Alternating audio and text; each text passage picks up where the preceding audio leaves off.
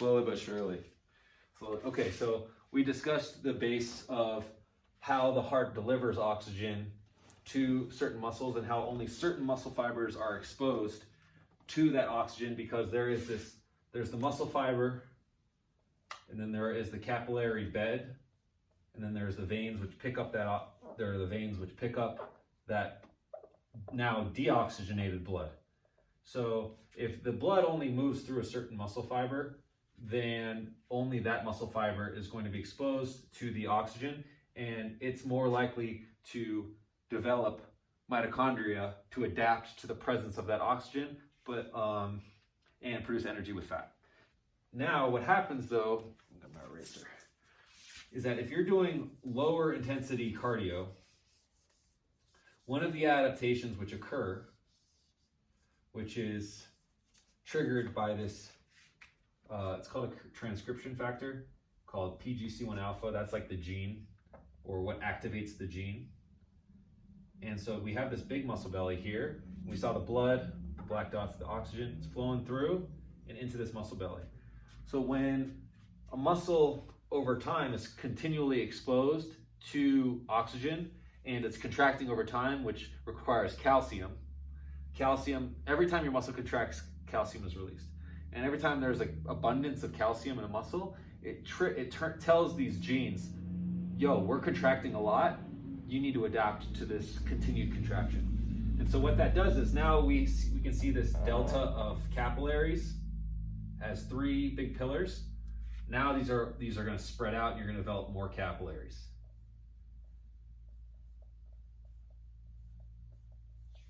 You see, so now there are six channels. And so this muscle belly, which had five muscle fibers in it, now each one of them has a source of oxygen. So now in the presence of oxygen, now oxygen is flowing into these muscles. It's getting into these muscles. These muscles are being exposed. Some of them which were type 2 fibers, strong fibers, not type 1 fibers, which are aerobic slow twitch fibers. All of them are now exposed to this oxygen. And so the type 2 fibers, they're going to start developing mitochondria. And so they're going to develop mitochondria, and now they can run off of oxygen for energy. So now now you have a more fatigue resistant muscle. It doesn't necessarily produce more total higher power, but it will produce more power, generally speaking, in this fact that it can sustain more power. Sustain a higher power output for long? Yes. There's a threshold of how much force it can produce for how long. So you're just you're able to extend the amount you can go maybe like 95%. Well, that is based upon your VO2 max. So okay. your VO2 max is like how much oxygen is your system taking from the air you breathe. Okay. And so you can breathe in only so much oxygen, and then you can deliver so much oxygen, and then the muscles also have to be able to take out so much oxygen. Okay, so that's what I was thinking, more of like 95% of your work capacity, I guess. Well, the work capacity, that's kind of loaded, because you can measure what your like highest output of capacity is, but that is not dependent on your aerobic metabolism. Total work capacity is the absolute abundance of ATP in the muscle, and all of the muscle fibers contracting all at once in the presence of all of the energy. But as time goes on, ATP depletes, and then other metabolic systems have to pick up the slack in order to produce more ATP. And so what happens is that after 10 seconds, ATP is generated from creatine phosphate, and then that depletes. It cannot produce ATP fast enough. So then glycolysis, which is sugar metabolism, produces ATP at a much quicker rate. And so then for the next minute or 30 seconds to a minute, that window changes with training. Your body is now producing another level of ATP, which is maybe 75% of what your total maximum capacity is. And then you have your VO2 max, which is how much energy your muscle can produce and sustain, because your body can sustain your body can sustain. Okay, so that makes sense now. Yes. Okay. It's not necessarily 95%. But the higher you raise your ceiling of VO2 max, the closer you close that gap between your maximum power and your minimum sustained power. Right. Or your maximum sustainable that's power. What I was kind of getting at. I didn't really know how to word it. Yeah, it's and then you can move that VO2 max dial Mm-hmm. and into your like peak power closer to your peak power output, right? Yes, and that is actually and that's the goal, right? The goal is the goal is to kind of close that gap as much as you can. But there's a third factor in there, which is even which also, I mean, that made sense, right? Yeah. Okay. Yeah. So let's say you have so here's a graph of like power output. Then so you have your ATP creates energy like creatine phosphate. So sorry to interrupt. So make sure I understand. It's basically increasing flow through your muscle tissues. Yes. Is VO2 max. VO2 max is increasing it, and because we're creating more capillaries. Yes. Okay. Flow of oxygen through your muscles, yes. And one of the adaptations is that a capillary will divide, mm-hmm. and blood has to flow through a muscle. Mm-hmm. So it's going to get from one side of the muscle to the other. It's going to find a way, right? And sometimes it's just a straight shot through a muscle, mm-hmm. and it's not. And the oxygen doesn't always go to all of the muscles. Mm-hmm. It will diffuse because of that's a lot of physics. Is it kind of like? Can you kind of think of it like kind of like a vein of like river veins? Yes, it's exactly the same thing.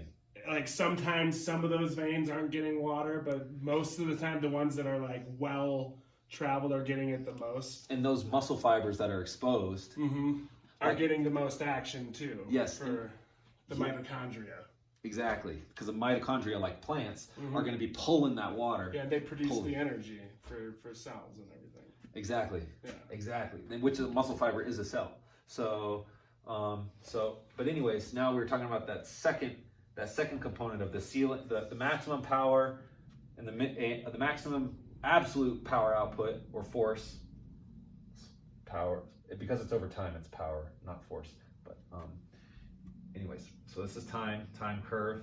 This is force / power, and so creatine phosphate 10 seconds. That's why 100 meter, 200 meter sprints, fastest event bar none, and then the other events decay off. Oh, that's how much those like Olympic sprinters will deplete their creatine in 10 seconds? 10 to 20 seconds. Holy shit. So it's fun fact is that it's not necessarily the fastest sprinter who wins, it's the sprinter who slows down the least that wins.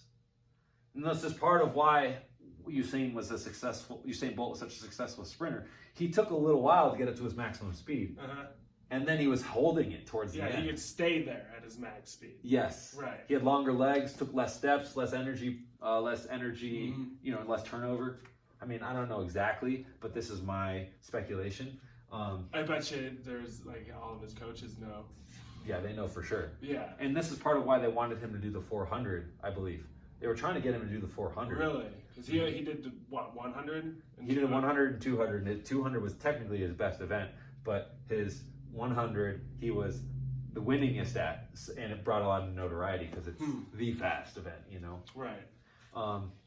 So anyways, so we have creatine phosphate for here, and at any given period of time, all metabolic systems are always running.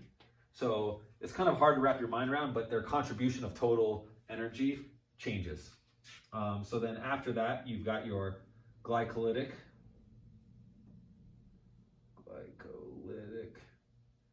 which is sugar. Sugars. Yes. And then you have your aerobic, which that's oxygen. Yes. That's when oxygen, air. So that would be what your VO2 max improved. Yep. So if we were to talk about your system and how it works, like this is actually more like this almost. Where it's not a perfect curve. Yes, right? It's not. But because they're all contributing all together always. So it's almost like they go on top of each other, right? Right. But this is how the textbook showed it. So by raising your VO2 max, you're essentially raising this line right here. So you improve your VO2 max, this line goes up, and this one improves. You improve your 400-meter sprint, you're improving your power output here. You improve your 800-meter sprint, you push it out this way, or your mile, you push it out that way. 400-meter is like here. Does that make sense? And then here's another interesting one. You ever notice that there's like that pace, like when you're at your VO2 max, you can like hold a pace and it really hurts, and you could probably only do it for like maybe 10, 20, 30 minutes, around there. That is your lactate threshold. So this is always producing, like I said, hydrogen ions and lactate, and that lactate kind of, it works around this VO2 max, because let's say your body can produce a lot of oxygen, but you also produce so much lactate that you fatigue, then you might actually perform here. Because you don't have the enzymes to convert, to buffer your blood and convert it. But if you are trained, then even though your lactate, even though that your VO2 max is here, you could actually sustain here instead. And that's because your body has produced enzymes to buffer the lactate From conditioning. from conditioning, right? Right. And then your body can actually perform up higher. And so so they say VO2 max gets all of this credit. Yeah. But it's really your lactate threshold is really the determinant of your performance. It's like Right. at what percent of VO2 max is your lactate threshold? And is it how do you determine that? Take your you VO2 max and then yes, you take your VO2 max and then you also take your lactate levels. like during like a workout. Yes. Take your lactate levels. Yes, and I think that the lactate threshold is like you may be able to go above it a little bit, but that's usually not sustainable for very long. But it's around here. Because I'm sure you you'd be able to like feel it probably. You certainly can. Yeah. Right. It hurts. And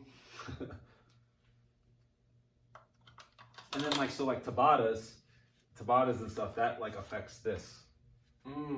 Like Tabatas will like maybe affect like how quickly this whole thing recovers. How quick your ATP like recovers. yes, because you deplete it, it's boom, it's down here, and then it's like how. And then you're resting. Then during its rest or something. Sort of. It's like your body's still producing like there's still energy going into. Yeah. Like this is producing energy for this one, and this one's producing energy for this one. That's why you can still sprint up a hill even though you're dying in your run. Yeah. Because there's still a little bit here. So like all of these things, they're all working all the time, but they may not all be contributing because your body's always going to try to find the energy most sources. Yes, and what's available. What's available, and it's going to try to conserve energy as best as it can. So what's the most bang for your buck energy source in the moment? Wow, that's really. I've never had this explained to me, and like this is what I want to just improve overall. Is just everything, you know. There's a lot of methods for all of it, and there is. I think I've done a good job the past 5 years, though. Generally speaking, you know, the best way to like non-scientifically attack it is like do something until you start to feel like it's not improving. Then you transition into the next higher intensity mode. And then you do that until you start to plateau, and then you go into the next. Yeah, I think I need to start doing hill sprints because I'm doing these sauna workouts. Yes. You saw like how from one of those workouts how much I'm pushing it into like my max heart rate. So the thing about saunas, which is really interesting, that sauna training is. But I feel like I'm not getting that benefits not completely translating over into like my jiu-jitsu and grappling. It's not right. It's going to help your weight cut. Oh. a lot. But it's not going to help like my cardio endurance level. It's almost like putting money in the bank in like a bond, where you're not going to be bond is not the right way. With no interest. No, it's like a 401k. It's like a 401k. You're putting money into it. You're putting money into it, and then you can't cash out until you trigger a certain thing. And what's happening is that you're building blood in your body. That's what that workout does. Is it builds your body's ability to, well, two things. And so actually there's new science coming out about heat acclimation, and there's a lot of new science coming out about heat acclimation and how that affects fatigue. Yeah, because dude, on my runs, man, I'm hitting 8 miles, and I'm like, I can go fucking another 8. Right? So that's one of the things, is that fatigue. And I never run, mind you. It's like completely new. Like nothing's hurting, nothing. So here's the question: is that a matter of fatigue levels, or is it a matter of energy production? Right.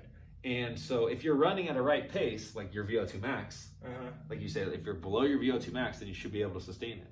Yeah. So energy production is there. But a lot of the times people will fatigue early.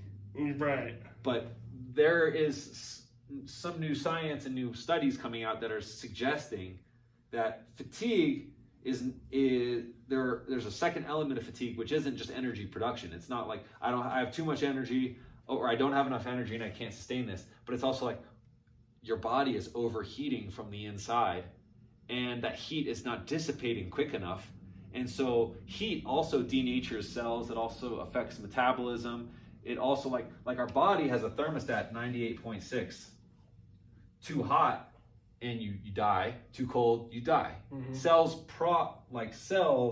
will function within a certain range. And muscles, they like to be warm, but they don't like to be hot. Mm-hmm.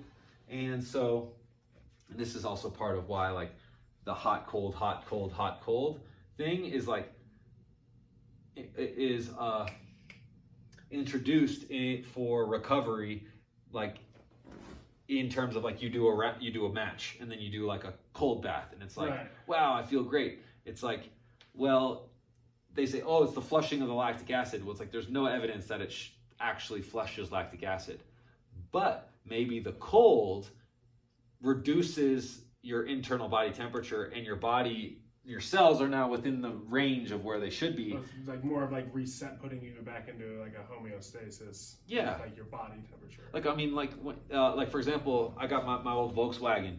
It's air cooled. It's not water cooled. Are you serious? Yeah. No way. And so it doesn't have a thermostat. And so like a car, they have the water. And like for your car, what happens is that if it overheats, it's like overheat. Like the radiator blows and everyth's like, it's a KO for the car usually. Wow. And like head gaskets blow and it's like catastrophic failure, right? But for my old Volkswagen, it's different.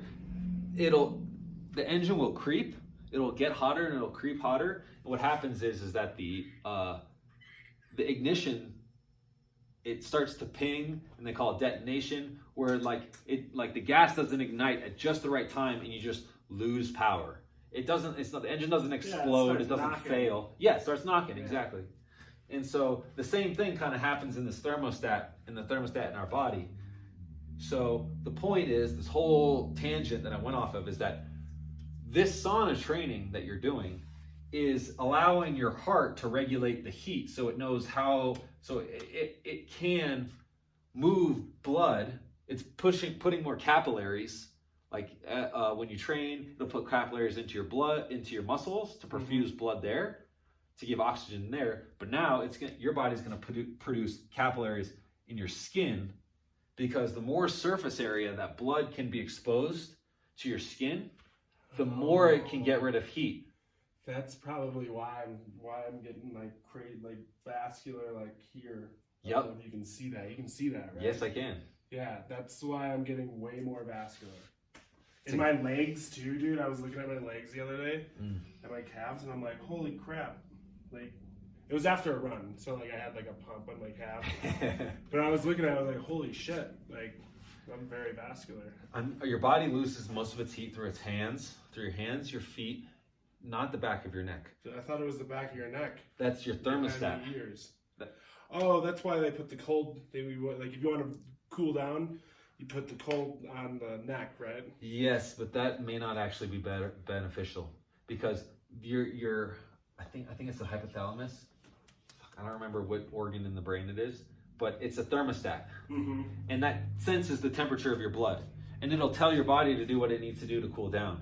So if you actually are cooling the blood that just goes to the thermostat, your engine could be overheating, but the sensor is saying, "Oh no, the engine's cool. We're just going to keep on operating as normal."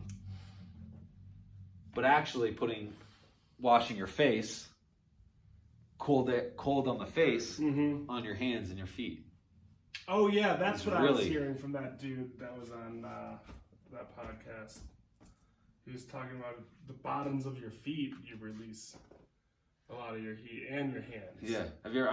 You've gone hiking and like your feet get wet and it's just like miserable from that point forward. Oh yeah. I can't stand it. I can't stand it either. But I do like going hiking with like kind of like water hiking sandals. Huh. I wonder why it's different. I don't know. I think it's if you can't remove it, because then like you can like the shoes will dry, like those Keens that people wear. Yes. And like the Crocs, they'll dry on the inside. Like if you're like walking around in them, and then your feet are kind of like cooler, and then maybe you're feeling a little more cool.